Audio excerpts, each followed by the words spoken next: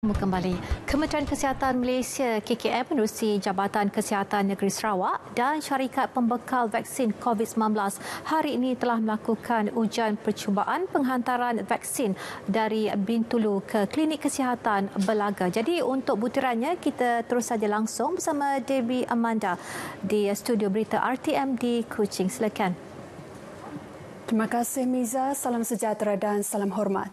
Kementerian Kesihatan Malaysia KKM menerusi Jabatan Kesihatan Negeri Sarawak bersama syarikat pembekal vaksin COVID Pfizer melakukan ujian percubaan penghantaran vaksin COVID-19 dari Bintulu ke Klinik Kesihatan Belaga.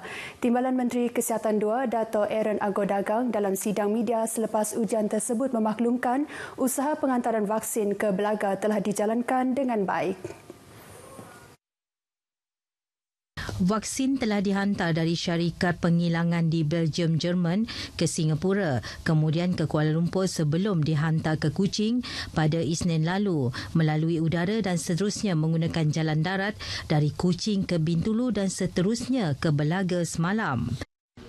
Tujuan kita menggunakan rairan ini adalah bagi melihat dan memastikan pengekalan suhu ultra sejuk negatif 75% sentigrad vaksin keluaran Pfizer terjamin sepanjang tempoh penghantaran dari tempat penghilangan di Belgium ke Klinik Kesihatan di Belaga ini. Bercakap mengenai Belaga dipilih sebagai lokasi pertama bagi ujian percubaan pengendalian penghantaran vaksin COVID-19 itu, Dato' Aaron menjelaskan faktor perjalanan ke Belaga amat penting bagi mengukur kemampuan pengekalan suhu thermal shipper. Bagi aku wali parlimennya sejarah menua Belaga. Laban menua Belaga tu dipilih, laban menua Belaga tu jauh di pendalaman. Dia dual di menua Ulu. Jadi saya tu kita mendak awak kebala rakyat nemu berapa pedih, berapa tusah. Banyak perintah kita nyedia ke ubat vaksin kena kita nyelamat nyawa semua orang bak menua kita menua. Sementara itu, Ahli Parlimen Hulu Rejang Datuk Wilson Ugak Kumbung menyifatkan pemilihan Belaga satu pengiktirafan penting sekaligus menguji kemampuan proses penghantaran vaksin pada masa akan datang. Datuk Wilson juga mengingatkan masyarakat walaupun proses imunisasi melalui vaksin COVID-19 akan dijalankan dalam tempoh terdekat, masyarakat harus kekal mematuhi norma baru dalam kehidupan dalam usaha mengekang penularan wabak tersebut terus meningkat. Kerajaan negeri akan membekalkan tambahan 10 unit mesin bantuan pernafasan di Hospital Sibu. Ketua Menteri Sarawak Dato' Patinggi Abang Johari Tun Openg berkata, ini bagi menambah baik kemudahan kesihatan yang sedia ada di hospital berkenaan. Hospital ini berkendakkan 10 ventilator tambahan. Sekarang ini ada 3 saja. Ya, jadi kita tambah lagi 10 dan kerajaan negeri akan membekalkan 10 tambahan ventilator. Tambahnya, pusat kuarantin PKRC juga akan ditambah dan perkara tersebut akan dikendalikan oleh Jawatan Kuasa Pengurusan Bencana Bahagian Sibu bagi mengenal pasti tempat yang sesuai. Di bawah Undang-Undang Darurat sedia ada, kerajaan boleh menggunakan mana-mana bangunan untuk dijadikan pusat kuarantin. Kita adalah di bawah darurat. Kerajaan boleh meminta dan juga menggunakan apa juga bangunan bagi kita digunakan dalam kita hendak lingkupkan penularan COVID-19 mengikut undang-undang darurat yang ada. Beliau menyatakan demikian dalam sidang media selepas menghadiri taklimat berkaitan situasi semasa pandemik COVID-19 di Sibu. Ketua Menteri juga menyeru semua ketua masyarakat dan ketua kaum memainkan peranan mereka dalam memastikan penduduk di bawah jagaan mereka mematuhi SOP dalam mengekang penularan COVID-19. Sebanyak lebih 1,000 katil disediakan di Pusat Kuarantin dan Rawatan COVID-19 PKRC di Sibu setakat ini. Menurut Menteri Muda Perumahan dan Kesihatan Awam Dr. Anwar Rapai, PKRC ini bagi menempatkan pesakit tahap 1 dan 2 iaitu pesakit COVID-19 yang tidak mengalami simptom.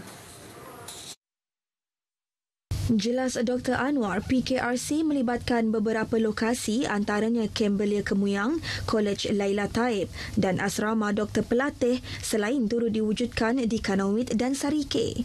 Selain PKRC, turut disediakan adalah bilik di lebih 300 buah hotel untuk penumpang yang masuk ke Sibu melalui pengangkutan udara. Turut diambil kira kebajikan untuk petugas yang tidak balik ke rumah sepanjang penugasan mereka. Di mana staf yang tidak dapat balik ke rumah, kita akan tempatkan mereka di Hotel RH dan juga staf yang membantu kita daripada luar Sibu. Mereka tidak mempunyai tempat kediaman yang khas di Sibu, maka mereka akan letakkan di Hotel RH. Beliau ditemui pemberita selepas menghadiri taklimat mengenai situasi semasa pandemik COVID-19 Sibu bersama Ketua Menteri Datuk Patinggi Abang Johari Tun Openg. Dalam pada itu, Dr. Anwar yang juga Ahli Dewan Undangan Negeri Nangka memberitahu sebuah hotel dengan 378 katil telah dijadikan pusat kuarantin untuk kontak rapat. Ketua Masyarakat dan Ketua Kaum di bahagian Sibu disaran supaya mengenal pasti individu yang terputus bekalan makanan sepanjang Perintah Kawalan Pergerakan. Setiausaha Politik Ketua Menteri Michael Tiang Ming Ti memberitahu langkah ini penting bagi memastikan setiap penduduk mendapat bekalan keperluan untuk meneruskan kelangsungan hidup. And we will have another round of meeting with the resident office and the Ketua Kaum, Ketua Masyarakat, maybe to create, generate a new list for the recipient. And the whole purpose, intention is to help those needy. We don't want anyone to be left behind. Like our Yang Amat Berhormat CN always say. Beliau memberitahu pemberita ketika meninjau operasi pengagihan bekalan makanan di pusat agihan di Dewan Persatuan Fuchau Sibu. Tambah beliau, bagi Dewan Undangan Negeri Dun Palawan, lebih 3,000 penerima telah tersenarai bagi pengagihan bekalan makanan, namun tempoh penghantaran akan mengambil masa.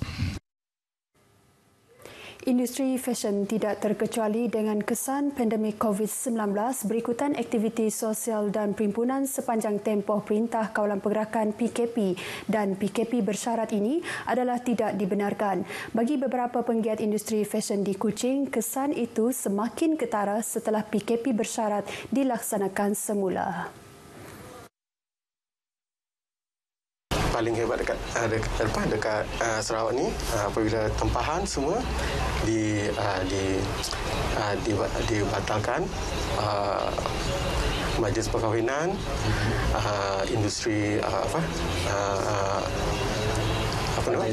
majlis event-event yang diadakan dibatalkan. So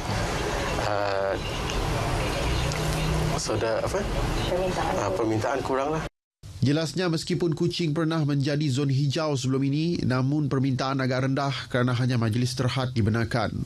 Bagi seorang lagi penggiat industri fashion Sarawak, Dr. Anasu, industri ini turut terkesan kerana ia berkait rapat dengan industri majlis dan pelancongan.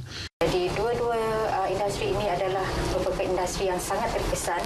Jadi kami pun sangat terkesanlah. Jadi untuk we cannot complain sebab memang ini adalah perkara yang kita tidak dapat nak control. So what we have to do is to macam yang seperti yang dikatakan tadi, we have to adapt. Mereka ditemui RTM ketika ditemu ramah untuk slot Cerita Pagi Sarawak menerusi Selamat Pagi Malaysia di Kuching pagi tadi. Bergiat lebih 10 tahun dalam dunia fashion, penggiat industri kini fokus kepada jualan untuk majlis dalam talian sehingga keadaan pandemik pulih.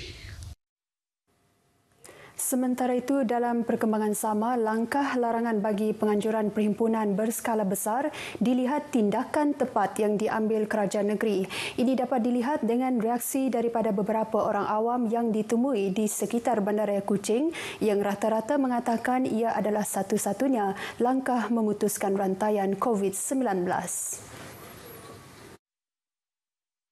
We are quite scared of COVID-19. So we should not get there together. Yeah. Betul lah, ia adalah satu langkah kita berjaga-jaga lah kerana keadaan COVID-19 semakin merumitkan lah. Sebab biarlah kami itu berjalan di waterfront tu seorang-seorang diri aja, si ada berteman-teman lah. Saya rasa itu adalah yang langkah yang terbaik disyorkan oleh kerajaan memandangkan kes COVID sekarang meningkat. Semalam, kerajaan negeri membuat keputusan untuk melarang sebarang kepimpunan atau aktiviti sosial berskala besar kerana berisiko meningkatkan penularan kes jangkitan COVID-19. Lebih seminggu proses pengajaran dan pembelajaran di rumah PDPR berlangsung sejak sesi persekolahan 2021 dibuka pada 20 Januari lepas. Kebanyakan ibu bapa akur dengan keputusan kerajaan yang membenarkan persekolahan bersemuka hanya bagi pelajar yang mengambil peperiksaan utama.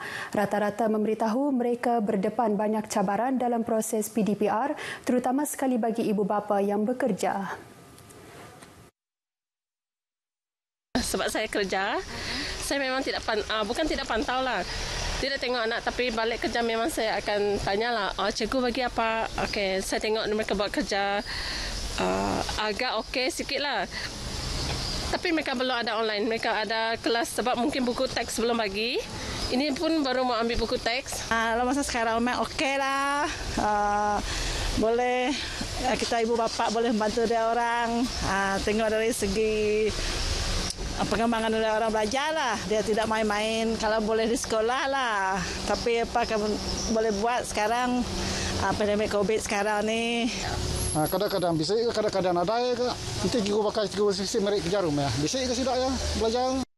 Pelajar yang ditemui pula berharap pandemik COVID-19 segera berakhir agar mereka dapat kembali bersekolah seperti sebelum ini.